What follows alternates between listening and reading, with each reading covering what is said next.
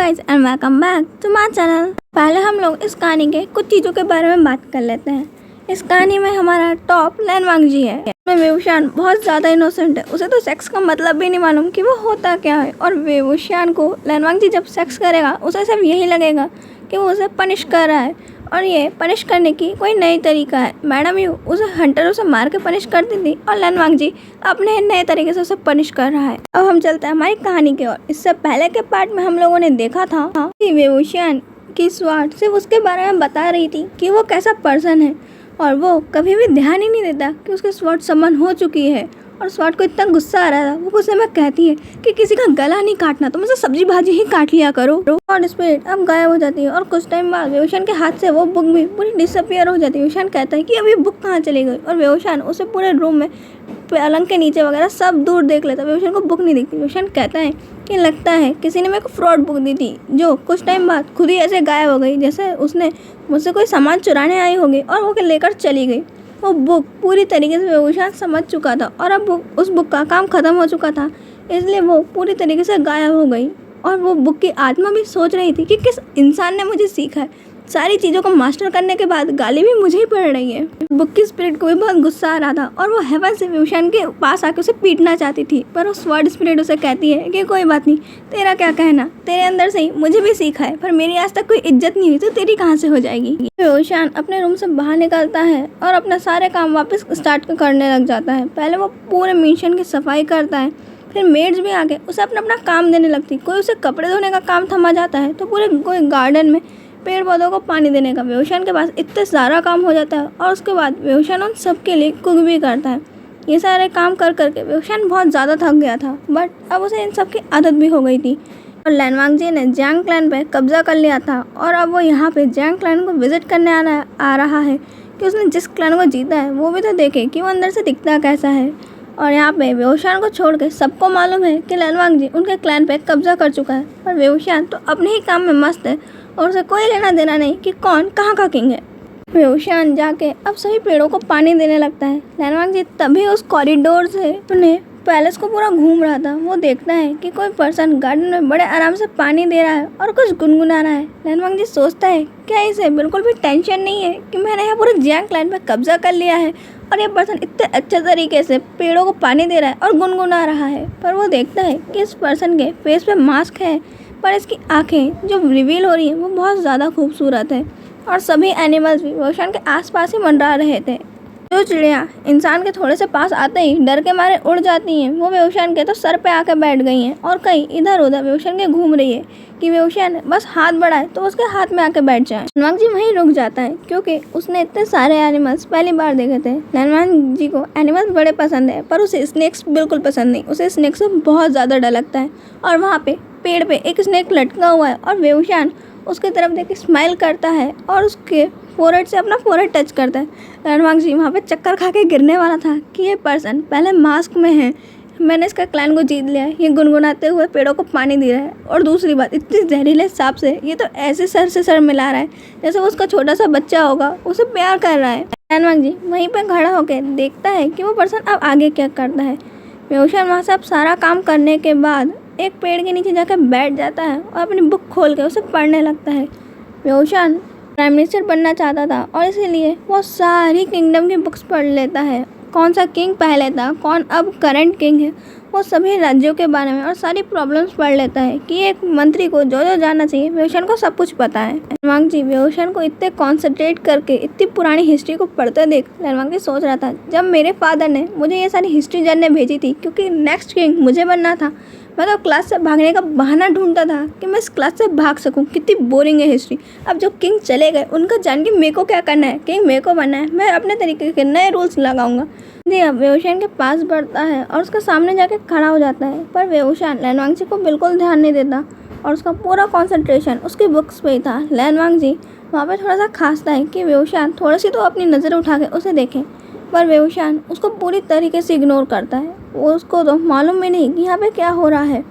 और लैन वांगजी को पहली बार किसी ने लाइफ में इग्नोर किया था। लैन वांगजी कहता है कि तुम हो कौन जो मुझे इग्नोर करने की हिम्मत कर रहे हो। वेवुशियान अपना सर उठा के देखता है और जल्दी से खड़ा होता है और लैन वांगजी से थोड़ा दूर हटता है। लैन वांगजी से वेउशान कुछ कहता नहीं है, बस अपना सर नीचे झुका लेता है और फिर लैन वांगजी कहता है कि तुम कुछ बोलोगी भी कि तुम हो कौन। वेउशान पहले उसे थोड़ी देर घूर के देखता है, पर वेउशान सोचता है कि हो सकता है ये जैंग फैमिली में कोई आया हुआ नया गेस्ट होगा और यहाँ गलती से रास्ता भटक गया होगा। इसलिए वेउशान अपना सर नीचे झुका के ही उसे बहुत धीमी आवाज़ में और पोलाइट वे में कहता है कि मुझे माफ़ कीजिए, मैंने आपको मेरा नाम नहीं बताया, मेरा नाम वेवुशियान है। वांगजी कहता है कि और तुम जानते हो कि मैं कौन हूँ। वेउशान कहता है कि मुझे माफ़ कीजिए, मैं नहीं जानता कि आप कौन हैं। लैन वांगजी को बार बार मुझे माफ़ कीजिए, मुझे माफ़ कीजिए सुन के ना अब गुस्सा आ रहा था कि ये पर्सन बिना किसी गलती के इतने बार माफ़ी मांग कैसे सकता है। लैन वांगजी कहता है कि तुम जानते हो कि यहाँ वॉर चल रही है। वेउशान कहता है कि मुझे माफ़ कीजिए, मुझे इस बारे में कुछ नहीं मालूम और मैं जियांग मैंशन से बाहर कभी गया नहीं हूँ और मुझे इन सब चीज़ों के बारे में कभी मालूम नहीं चला है। वांगजी कहता है कि तुम्हारा बर्थ नेम क्या है। वेउशान कहता है कि मेरा बर्थ नेम वुइंग है।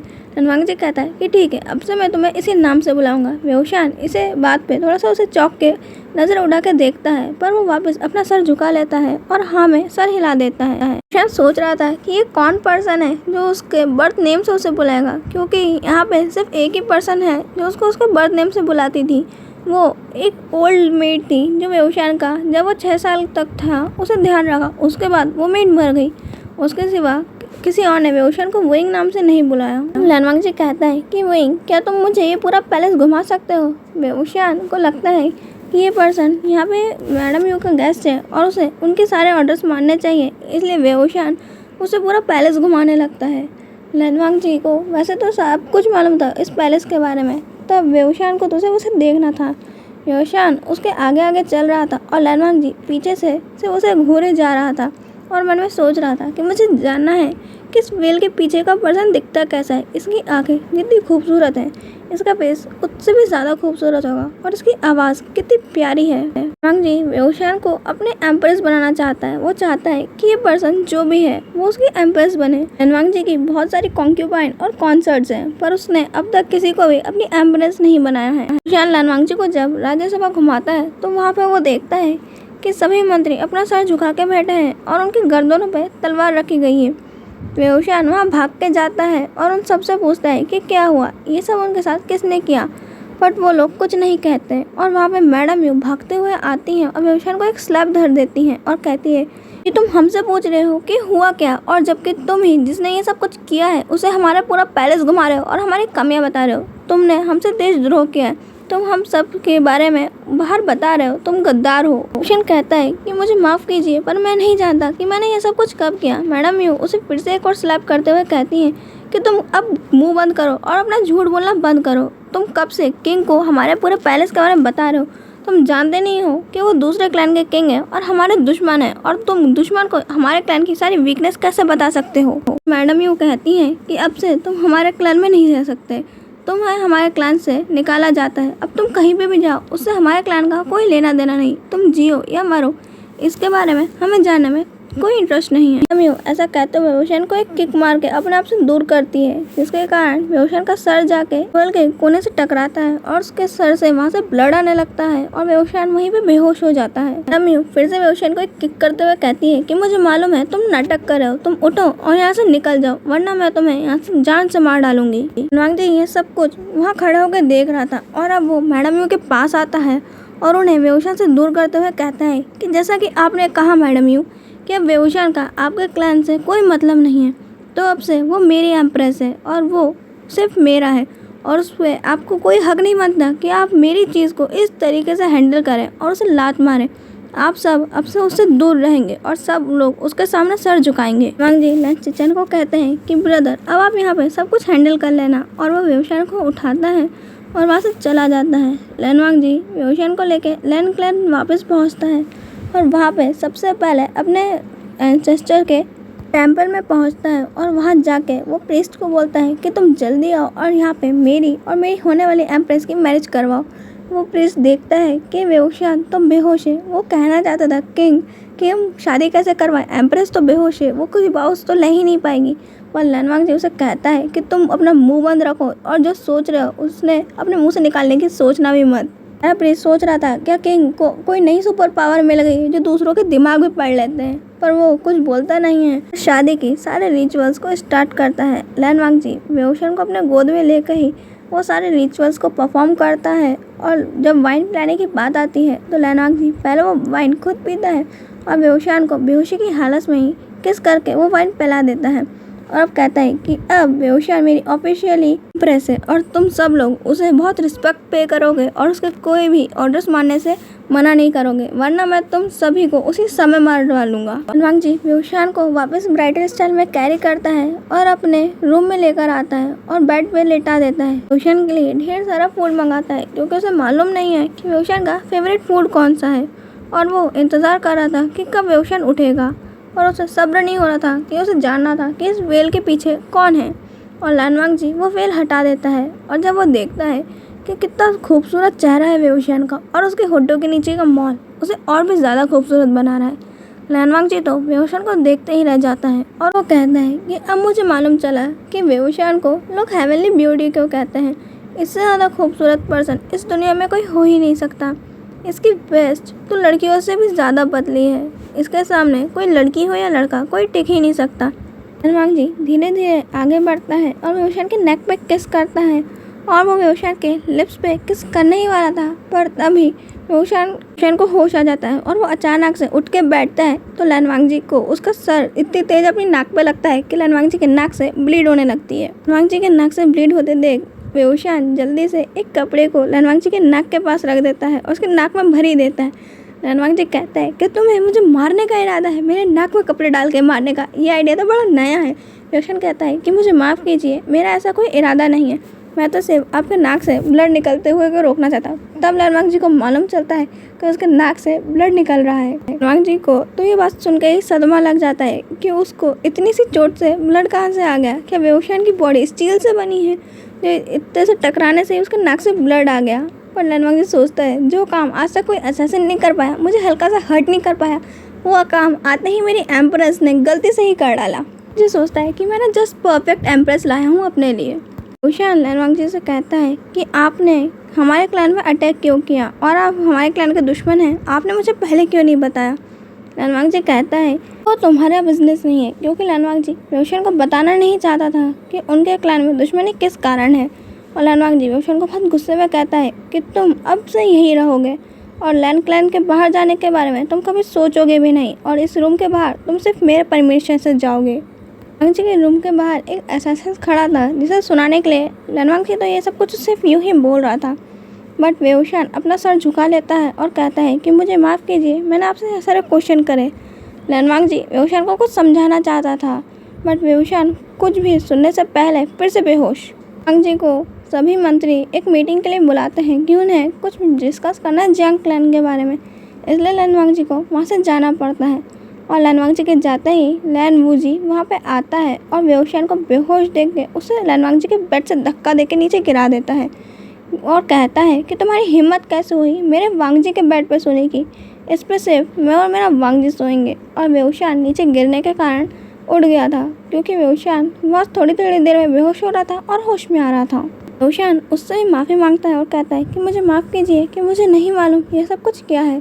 और वो लैन वूजी कहता है कि मैं तुम्हें बता दूं कि मैं लैन वांगजी की एम्प्रेस हूँ और तुम यहाँ पे मेरी बातें मानोगे, तुम सिर्फ यहाँ पे उसका एक सर्वेंट हो और तुम अपनी औकात उससे ज़्यादा कुछ समझना मत। और लैन वूजी बेहुशान को और भी बहुत सारी चीज़ें सुना के वहाँ से चला जाता है और ये धमका के जाता है कि वो यहाँ की किसी भी चीज़ को हाथ ना लगा दे और वो जब तक सारी चीज़ें किंग को बिलोंग करती है और वो किंग को उसके नाम से नहीं बुला सकता, वो चाहे तो उसे किंग कहे या फिर योर मैजेस्टी कहे। क्या तो उसे वहाँ पे बैठे बैठे यही सोच रहा था कि मैंने सोचा था कि जब मैं जियांग क्लैन से बाहर जाऊँगा मैं पूरी दुनिया को घूमूंगा, मैं वहाँ का हर फूड टेस्ट करूँगा और मैं ढेर सारे पर्सन से बातें करूँगा और दोस्ती करूँगा। पर यहाँ तो फिर से अलग हो गया, मैं एक नर्क से निकला तो दूसरे नर्क में आके फंस गया। तो शायद सोचता है कि ये जगह उतनी भी बुरी नहीं है जितनी जियांग क्लैन है। जियांग क्लैन में तो वो इससे भी ज़्यादा बुरी कंडीशन में रहा है, ये तो उससे थोड़ी अच्छी ही है। बेहुशान को वैसे लैन वूजी ने मना किया था पर लैन वांगजी का रूम बहुत ज़्यादा ही सुंदर तरीके से लैन वांगजी ने मेंटेन रखा था और वहाँ पे बहुत ज़्यादा एंटीक चीज़ें थी।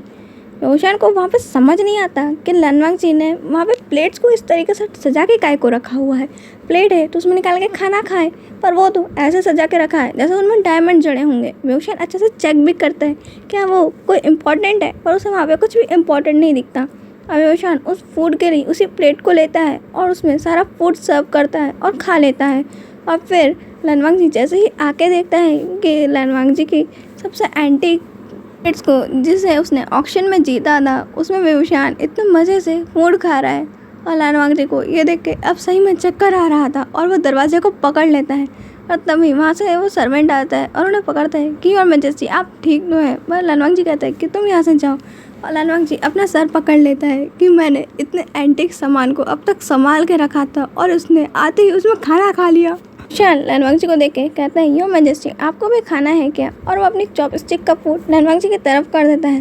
तो लैनवांग जी कहता है कि नहीं तुम ही खा लो, मेरी भूख अब मर चुकी है। और लैनवांग जी तो अपने मन में ही रोने लगता है कि मेरे इतनी कीमती चीज़ों को इसने इस तरीके से बर्बाद कर दिया है। और कह रहा है कि अब मैं खाना खा लूँ, कैसे खा लूँ मैं, मेरा दुख कम ही नहीं होता। फूड बहुत ज़्यादा था पर वेवशान वो सारा फूड खा जाता है। वो फूड इतना था कि वहाँ पे 4 लोग बैठ के आराम से वो फूड खा लें और भी बच जाए, पर वेवशान के लिए तो वो भी कम पड़ जाता है। वेवशान कहता है फूड काफ़ी डिलीशियस है, मुझे अच्छा लगा, आज तक ऐसा फूड कभी नहीं खाया। लैनवांग जी कहता है क्यों जैंग क्लैन वाले तुम्हें फूड नहीं देते क्या। लैनवांग जी कहता है क्यों तुम्हारे जैंग क्लैन वाले इतना अच्छा फूड बना नहीं सकते, या फिर उन्हें इतना अच्छा फूड की मटेरियल सप्लाई नहीं होती है। पर वेवशान अब क्या कहे कि उसे वही खाना मिलता है जो मैडम यू से बच जाता है, या फिर जो सर्वेंट्स भी ना खा सके, इससे भी ज़्यादा बदतर खाना मैडम यू से देती हैं। अब लैनवांग जी को वेवशान ये नहीं बता सकता, वो अपने क्लैन की बुराई नहीं करना चाहता और उसने कितना सफ़र किया है वो लैनवांग जी को बताना नहीं चाहता, क्योंकि वो उसके लिए सिर्फ एक स्ट्रेंजर है और एक स्ट्रेंजर को वेवशान ये सब कुछ क्यों बताए। वेवशान कहता है कि आपकी एम्प्रेस लैन वूजी आई थी और वो मुझसे कह के गए हैं कि मुझे यहाँ से जितनी जल्दी हो सके यहाँ से चले जाना है, और मैं आपका सिर्फ एक सर्वेंट हूँ और इससे ज़्यादा मैं कुछ ना समझूँ। मुझे माफ़ कीजिएगा किंग, अगर आपको मेरे बिहेव से ऐसा लगा हो कि मैं इससे ज़्यादा कुछ एक्सेप्ट कर रहा हूँ। लैनवांग जी कहता है कि वाह क्या एम्प्रेस है, उसको ही कोई बोल के चला गया कि कोई और एम्प्रेस है। अरे से कोई बताओ कि मैंने इससे शादी करी है और ये मेरी एम्प्रेस है और ये सबको ऑर्डर देगी, नहीं सबसे ऑर्डर लेगी कि उसको क्या काम करना है। लैनवांग जी वेवशान के पास जाता है और उसके वेस्ट पे हाथ रखते हुए कहता है कि तुम जानते हो कि तुम कौन हो। वेवशान कहता है कि हाँ मेरा नाम वेवशान है और मैं आपका सर्वेंट हूँ। लैनवांग जी अपने सर पे हाथ मारते हुए कहते हैं क्या तुम जानते हो कि तुम यहाँ पे क्यों हो। लैनवांग जी की ये बात सुन के वेवशान कहता है कि आपने मेरे क्लैन को जीत लिया है और अब मैं आपका सर्वेंट हूँ, इसलिए मैं आपके पास हूँ। लैनवांग जी कहते हैं कि तुमसे बात करना ही बेकार है, तुम डुअल कल्टीवेशन के बारे में क्या जानते हो। वेवशान कहता है कि स्वॉर्ड फाइटिंग और मेरे को तीरंदाजी के बारे में कुछ भी नहीं मालूम है किंग जी। अब अपने मन में रोते हुए कहता है कि यार ये कौन सा इंसान है जिसे कुछ भी नहीं मालूम। लैनवांग जी वेवशान से अपने आप को काम डाउन करते हुए पूछता है कि तुम्हें फर्स्ट नाइट के बारे में क्या मालूम है। लैनवांग जी की बात सुन के वेवशान कहता है कि फर्स्ट नाइट कौन सी, बच्चे जब पैदा होते हैं क्या वो वाली फर्स्ट नाइट। लैनवांग जी कहता है कि रहने दो, तुमसे कुछ पूछना बेकार है, तुम जान के शांति से सो जाओ। पर लैनवांग जी की बात सुन के वेवशान कहता है क्या आप मुझे बेड दे सकते हैं कि मैं नीचे बिछा के कुछ सो जाऊँ। लैनवांग जी कहता है इतना बड़ा बेड नज़र नहीं आ रहा जो तुम्हें नीचे सोना है, या फिर ये बेड तुम्हें छोटा पड़ रहा है।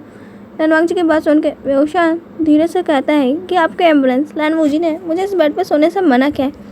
लैनवांग जी कहता है कि मैं तुम्हें पहली और आखिरी बार बता रहा हूँ कि लैन वूजी मेरी एम्बुलेंस नहीं है, वो मेरी एक कॉन्सर्ट है और उसके ऑर्डर्स तुम फॉलो नहीं करोगे, तुम सिर्फ वही ऑर्डर्स फॉलो करोगे जो मैं तुम्हें दूंगा। जी वेवशान को चैन से सोता देख सोच रहा था कि मैंने सोचा था कि अपनी एम्प्रेस के साथ आके फर्स्ट नाइट बहुत रोमांटिक तरीके से बिताऊंगा, और यहाँ मेरी एम्प्रेस को देखो जिसे कुछ मालूम ही नहीं है, ऐसा लग रहा है कि मैं एक छोटे से क्यूट से बेबी से मैनेज करके आ गया हूँ। लैनवांग जी कहता है कि ओ शिट, मैं तो वेवशान को बताना ही भूल गया कि उसकी और मेरी शादी हो गई है। लैनवांग जी इतनी देर से बतिया रहा था पर उसे ये याद नहीं आया कि उसे वेवशान को बताना है कि उसकी और वेवशान की शादी हो गई है, ना कि वेवशान उसका सर्वेंट है।